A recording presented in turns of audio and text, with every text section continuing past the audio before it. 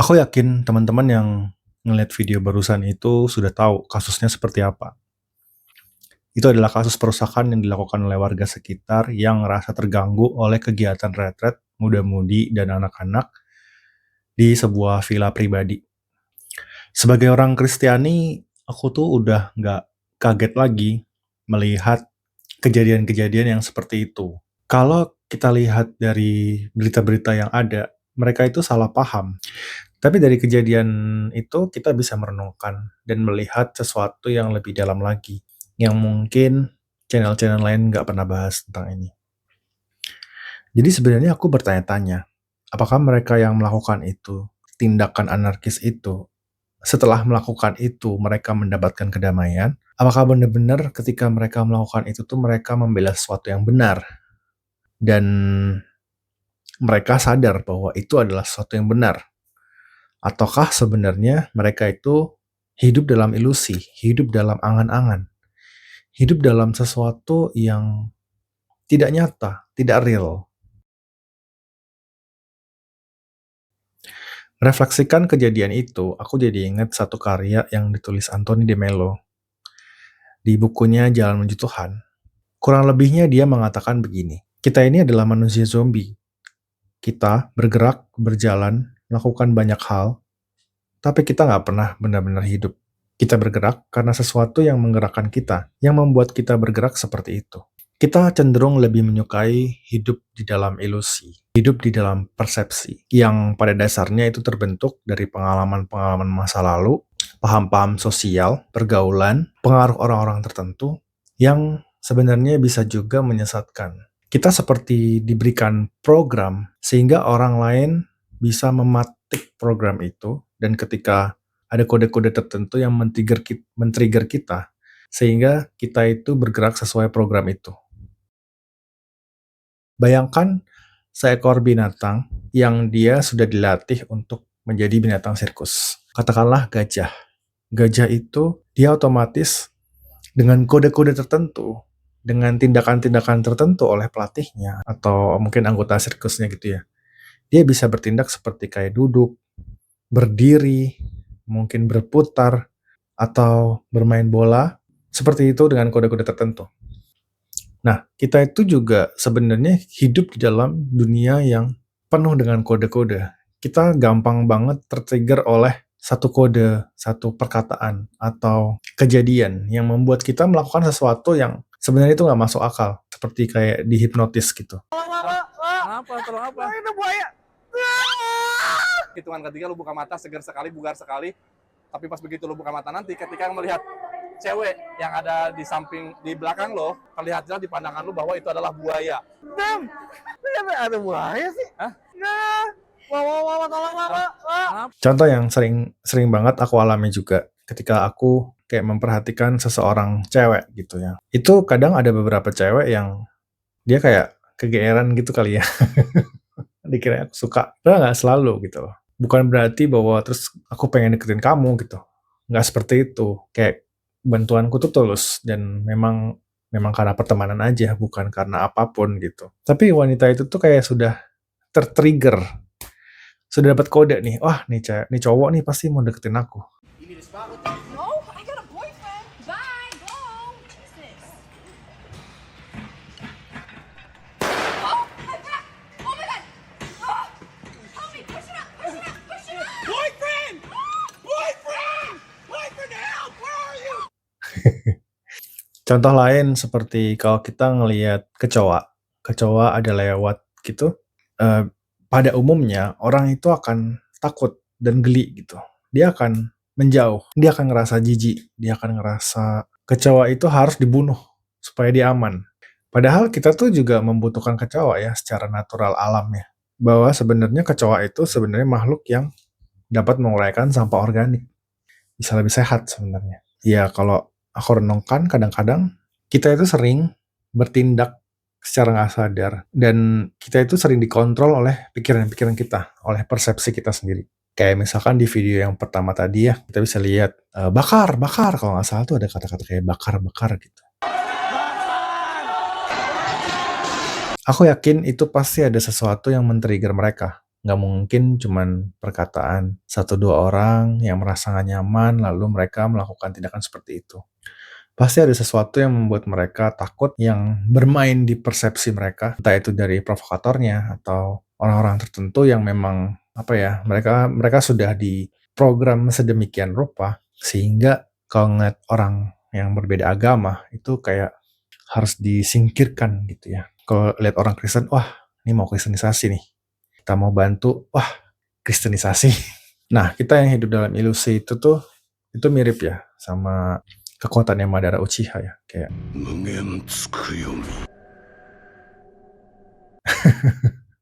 dan sayangnya adalah kita yang hidup dalam ilusi itu seringkali itu nggak suka untuk bangun.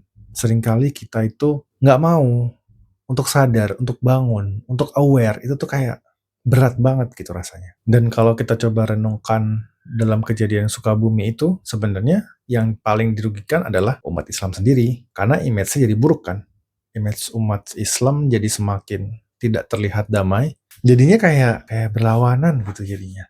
Dan walaupun orang Kristen itu diajarkan untuk mengampuni, tapi nggak semua sanggup untuk langsung mengampuni loh. Karena memang mengampuni itu kan sesuatu yang nggak gampang sebenarnya buat kita semua ya. Apalagi anak-anak, apalagi remaja yang mereka memang belum dewasa. Tiba-tiba mereka dapat sesuatu yang menakutkan, yang menyeramkan, yang tidak mengenakkan. Itu akan tertanam lebih gampang di alam bawah sadar mereka. Sehingga itu menciptakan program baru nih. Mereka dapat program bahwa umat agama A itu seperti itu. Yang harusnya kita tuh bisa hidup damai, rukun, saling bantu, saling menginspirasi, saling melengkapi. Itu jadi kayak saling curiga dan kecurigaan itu akan berputar terus-terus dengan program-program itu, menciptakan program yang baru dengan generasi yang baru, lalu menciptakan kekerasan yang baru melalui program itu. Dan itu efeknya seperti lingkaran setan. Jadi kebencian menghasilkan kebencian dan terus-menerus seperti itu. Lalu apa yang bisa kita lakukan untuk keluar dari ilusi, keluar dari program-program yang menjadikan kita jauh dari diri sendiri? Yang pertama, kita harus bangun. Kamu perlu bangun, terbangun. Kamu nggak bisa selamanya hidup dalam tidur, hidup dalam ilusi, hidup dalam program-program yang akhirnya menjauhkan kamu dari dirimu sendiri, menjauhkan jati diri kita sebagai manusia gitu ya. Kamu perlu melek, kamu perlu duduk, lalu kamu perlu berdiri, baru kamu perlu jalan. Kamu perlu melihat sekitarmu, kiri, kanan, depan, belakang. Dan kamu perlu sadar kamu posisinya di mana dan kamu hidup. Bukan kamu yang hidup dalam persepsi dan program. Ada sebuah cerita menarik yang aku dapat dari bukunya Anthony de Mello juga. Ceritanya itu seperti ini. Suatu hari ada seorang pria, dia mengetuk pintu kamar anaknya. Anaknya itu namanya Jamie. Jamie, bangun! Kata ayahnya gitu ya, kata prianya itu. Didodok pintunya, Jamie bangun. Lalu Jamie itu menjawab, aku gak mau bangun, Pak. Lalu papanya itu berteriak, bangun, kamu perlu ke sekolah. Lalu Jamie-nya itu berkata, Pak, aku gak mau sekolah. Aku pokoknya mau di kamar aja gitu. Lalu papanya tanya, kenapa kamu gak mau sekolah? Ada 3 alasan, Pak, kata anaknya. Yang pertama, sekolah itu membosankan. Yang kedua, teman-teman itu suka mengejek aku. Lalu yang ketiga, aku tuh benci banget sama sekolah. Lalu papanya itu menjawab, oke, kalau begitu, aku akan beri kamu 3 alasan kenapa kamu harus pergi ke sekolah. Yang pertama, karena itu adalah kewajiban kamu. Kamu harus pergi ke sekolah. Yang kedua, kamu tuh udah 45 tahun. Dan yang ketiga, kamu tuh kepala sekolahnya. Jadi kamu harus pergi sekolah. Kamu tuh udah dewasa, kata papanya. Kamu tuh udah dewasa dan kamu terlalu besar untuk tertidur. Bangun, berhenti bermain di dalam kamar. Waktu aku pertama kali baca cerita ini tuh seperti makdek gitu loh. Iya ya. Kita tuh kadang-kadang tuh hidup dalam ilusi. Kita tuh kadang-kadang gak sadar kalau banyak orang dewasa tuh yang masih bersikap seperti anak-anak. Kayak gampang sakit hati, gampang marah, gampang ke-trigger. Sebagai orang dewasa tuh sering kayak kita itu ngerasa ingin kembali ke masa lalu. Oh, dulu tuh aku pernah gini loh. Dulu tuh aku ngeband loh. Dulu aku pernah main band, aku bisa main drum. Terus aku manggung-manggung. Terus aku dapat bass drum di sekota Semarang. Aku pernah dapat bass drum waktu SMA. Padahal aku udah gak SMA lagi. Kita seringkali tuh hidup di dalam ilusi masa lalu. Kita hidup dalam program-program. Atau ada orang yang, ih orang suku ini tuh kayak gini, jelek. Udah pasti kayak gini orangnya. Atau orang dari agama ini tuh sudah pasti jelek, jahat. Nah, itu adalah program-program. Bahkan psikolog terbaik pun, katanya Anthony de Mello di bukunya, psikolog terbaik pun nggak bisa menyembuhkan orang-orang kayak gini. Karena mereka itu cuma mau kelegaan sementara. Karena healing itu tuh nggak fun. Healing itu tuh nggak menyenangkan. Healing itu buat mereka adalah menyakitkan. Seperti video sebelumnya yang aku buat tentang healing. Healing itu emang menyakitkan. Jadi untuk bangun itu tuh memang gak gampang. Gak gampang untuk kita itu mau sadar dan mau keluar dari ilusi-ilusi dan program-program ini. Bahkan aku yakin kalian pun mungkin gak segampang itu menerima video ini. Dan memang gak apa-apa. It's okay untuk gak langsung menerima video ini. Kalian harus kritis. Pikirkan sendiri. Dan aku juga gak berharap bahwa kalian paham apa yang aku omongin ini. Atau mungkin kalian gak setuju juga gak apa-apa. Dan iya, katanya Anthony de Mello di salah satu bukunya, dia bilang bahwa kebanyakan orang tuh memang hanya butuh kelegaan aja. Kita mau healing, misalkan ke psikolog gitu, kita tuh nggak mau benar-benar sembuh. Seringnya kita ini maunya lega. Benar-benar healing itu tuh kan kita harus praktis setiap hari. Contohnya meditasi gitu. Orang itu mau untuk sembuh dari program-program, mau terbangun. Tapi untuk melakukan praktek-praktek seperti meditasi setiap hari, nyediain waktu, itu kayak susah banget. Contoh lain yang lebih gampang.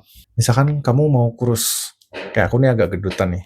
Beratku nih 100 kilo. Aku mau kurus, tapi untuk olahraga itu beratnya minta ampun. Atau untuk mengurangi makan nasi, makan mie, makan yang karbo-karbo, atau gorengan, itu tuh beratnya minta ampun.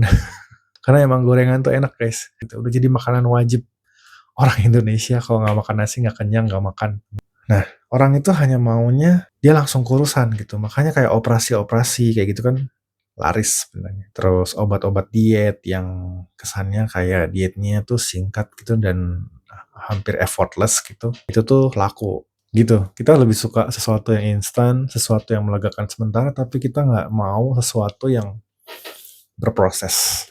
Dan mungkin apa yang terjadi di Sukabumi itu, mereka-mereka yang anarkis itu ya mereka mungkin lega sementara gitu ya. Kayak gue ngerasa hebat. Yang kedua adalah amati. Apa yang terjadi belum tentu yang sebenarnya itu terjadi. Apa yang terlihat belum tentu merupakan isi hati. Kalau kita ngelihat dari kejadian di Sukabumi, kita bisa melihat bahwa orang agama tertentu menyerang kegiatan dari agama tertentu. Kesannya itu jadi kayak permasalahan antar agama, jadi kayak permasalahan intoleransi. Tapi sadar nggak sih bahwa mungkin permasalahannya bukan masalah agama. Mungkin permasalahannya itu bukan soal Islam nggak suka dengan Kristen, bukan itu. Bisa aja nih permasalahan politik, permasalahan pengaruh kekuasaan. Jadi pihak yang berkuasa atau apapun lah itu, bisa saja dia menggunakan orang-orang itu, orang-orang yang anarkis itu, memprogram orang-orang itu untuk melakukan sesuatu yang mungkin berhubungan dengan kekuasaan. Dia takut kekuasaannya hilang, atau dia takut pengaruhnya hilang. Beberapa berita, beberapa konten kreator aku melihat kayak Pak Guru Gembul ya aku nonton dia juga kan kadang-kadang. Dia bisa mengatakan bahwa mungkin itu ada provokatornya, dan provokatornya itu juga orang yang memiliki pengaruh besar di situ. Orang yang punya kuasa, quote and quote. Dan ketika Kemenham itu kayak mau menjamin pelaku tersebut, itu juga tidak ada sinkronisasi dengan menterinya. Nah, kenapa Kemenham itu sampai bisa menjamin pelaku tersebut? Berarti kan ada yang nge-backup pelaku itu kan, para orang-orang ini. Jadi sebenarnya belum tentu ini masalah agama. Bisa aja ini masalah yang lain. Tapi kita perlu untuk mengamati segala sesuatu. Jangan langsung menilai, jangan langsung ngejudge. Kita perlu amati dulu, ini kenapa orang-orang ini bisa seperti ini. Aku yakin kalau misalkan yang nggak suka itu hanya 1-2 orang, hanya beberapa orang di RT tersebut ya, dan dia nggak punya pengaruh sebenarnya, hanya merasa terganggu misalnya ya. Kalau anggap aja RT itu benar-benar mengganggu gitu, benar-benar berisik. Aku yakin tidak akan sebanyak itu orang terkumpul. Dan mungkin tidak akan separah itu juga, tidak akan sampai merusak jendela. Berarti kan ada sesuatu yang pemahaman program di pikiran mereka yang agak kurang benar kan. Mungkin ada yang diuntungkan dari kejadian-kejadian seperti ini. Ini tadi hanya mengambil contoh kasus ya, kasusnya Sukabumi ini yang lagi viral. Tapi intinya yang mau aku katakan adalah Kita perlu mengamati. Untuk keluar dari ilusi-ilusi program-program, kita sebaiknya tidak menilai itu terlalu cepat. Seperti contoh di video sebelumnya. Ada yang mau ngebantu alat gymnya dan cewek itu kan langsung sudah ngejudge tuh. Oh, aku udah punya cowok, I have a boyfriend, I have a boyfriend. No, I got a boyfriend. Bye, go. Bagaimana kalau misalkan si cewek itu tidak ngomong seperti itu dan mungkin bertanya, maksudnya gimana? Mau digimanain? Oh, ini alat gymnya sebaiknya begini, begini, begini. Aku yakin cewek itu juga nggak akan kesulitan seperti tadi, di video tadi ya. Boyfriend! Boyfriend! Kalau ada sesuatu ya amati aja. Jangan cepat menilai. Dilihat aja, dirasakan aja, dengan tenang. Contoh lain misalnya ada kecoa lewat. Kita kembali ke contoh kecoa tadi ya. Kecoa lewat, kalau kita tenang, kita nggak akan terlalu takut. Karena kecoa itu juga nggak akan langsung main celok ke muka kita kan. Otomatis dia cuma mau lewat doang. Dia juga takut sama kita gitu kan. Dia juga punya program bahwa manusia itu menakutkan. Dan kita sebagai manusia juga ya santai aja harusnya. Biasanya kalau aku ya, ada kecoa lewat. Terus aku diemin dulu, aku amati dulu, ini orang mau kemana nih? Ini binatang mau kemana nih? Kalau dia maju, ya udah maju. Terus dia sembunyi, misalkan. Tapi yang sering terjadi adalah dia tuh diam aja. Dia jalan pun pelan-pelan. Lalu aku ngambil sapu dengan tenang ya. Ngambil skop, lalu aku sapu. Aku tahan, terus aku buang keluar. Udah, masalah selesai. Emang jijik sih, emang geli sih. Tapi ya, tidak perlu bereaksi yang berlebihan. Tidak perlu takut yang berlebihan. Kira-kira begitu. Dengan bersikap tenang, dengan bersikap santai, rileks, mengamati tanpa ngejudge, kita tuh jadi bisa tahu langkah seharusnya yang baik itu gimana. Step by step dalam menghadapi suatu, entah itu permasalahan, entah itu bahkan kesenangan ya. Kesenangan yang berlebihan kan nggak bagus juga. Dalam menghadapi kesenangan juga kita jadi tahu, oh sebaiknya aku melakukan ini dan tidak melakukan ini. Contoh scrolling misalkan, oh aku lagi scrolling nih, diamati. Mungkin aku sudah kebanyakan. Lebih baik aku stop tutup handphone dan entah pergi ke toilet dulu atau minum atau apa yang menghindari scrolling gitu. Praktek mengamati ini juga bisa disebut dengan praktek mindfulness gitu ya. Hanya menyadari, mengamati tanpa ngejudge. Sadar kita lagi ngapain, sadar kita mau apa dan mau berbuat apa. Kamu di mana? Dengan siapa? Dan praktek seperti ini kalian bisa latih juga dalam meditasi. Biasanya aku kalau meditasi, aku juga mengamati dari ujung kepala sampai ujung kaki. Kita punya rasa apa nih? Ada emosi apa nih yang masih tersimpan di tubuh kita? Mungkin kita ada ketegangan sini, atau di pundak, mungkin aku kelelahan, beban berat gitu. Lalu aku mencoba melepaskan. Nah, yang ketiga adalah melepaskan. Lepaskan ini maksudnya adalah melepaskan keterikatan-keterikatan yang ada pada kita. Contoh, misalkan kita melekat sama satu orang yang baik banget sama kita. Bisa aja itu teman dekat, bisa aja pacar, pasangan. Seakan-akan kita itu takut kalau dia sudah tidak peduli lagi, kita akan hancur, kita akan tidak berarti lagi hidupnya. Atau mungkin kamu melekat dengan suatu komunitas, atau mungkin agama. Kita terlalu melekat dengan agama. Aku maunya bergaul dari orang-orang agama tertentu atau orang-orang dari suku tertentu aja. Atau bisa juga itu seperti cita-cita. Aku cuma mau jadi musisi aja. Aku cuma mau melakukan pekerjaan ini aja. Aku nggak mau ini, aku nggak mau ini. Mungkin dalam rangka kamu ingin dihargai sebagai manusia, kamu tuh berjuang untuk sampai pada jabatan tertentu juga. Kamu berusaha untuk terlihat perfect, terlihat holy, terlihat suci. Padahal sebenarnya kamu tidak terlalu suci. Kamu ingin terlihat punya power, terlihat punya kuasa, makanya kamu menindas orang lain. Ya, kayak gitulah ya. Bisa dibilang bahwa itu adalah penjara-penjara yang kita ciptakan sendiri. Kita terpenjara oleh satu persepsi, satu keinginan, satu kemelekatan. Yang harus dilakukan ya kamu perlu keluar dari program-program itu. Kamu perlu keluar dari penjara-penjaramu sendiri, pikiran-pikiranmu sendiri. Dan kalau kamu lebih suka tinggal di dalam program itu ya nggak apa-apa juga sih. Silakan aja. Kamu seperti hidup dalam fantasi-fantasi, seperti hidup dalam realitas-realitas yang palsu. Kamu tidak sadar bahwa yang di hadapanmu itu adalah baik yang Tuhan berikan. Kamu mencari ketenangan, kedamaian melalui orang lain, padahal kedamaian itu sudah ada. Padahal ketenangan itu sudah ada dalam dirimu. Hanya kamu lebih suka ilusi, program-program. Makanya di awal aku bilang, orang itu lebih suka hidup dalam ilusi. Lebih suka jadi zombie daripada jadi manusia. Gitu. Oke, mungkin itu dulu yang bisa aku sharingkan. Jangan lupa subscribe kalau kalian suka video-video seperti ini. Jangan lupa di like, dan kalau kalian mau tanya, mau ngobrol langsung, aku sangat terbuka untuk komen-komen kalian. Share video ini kalau kalian ngerasa video ini berguna juga buat orang lain. See you on the next video.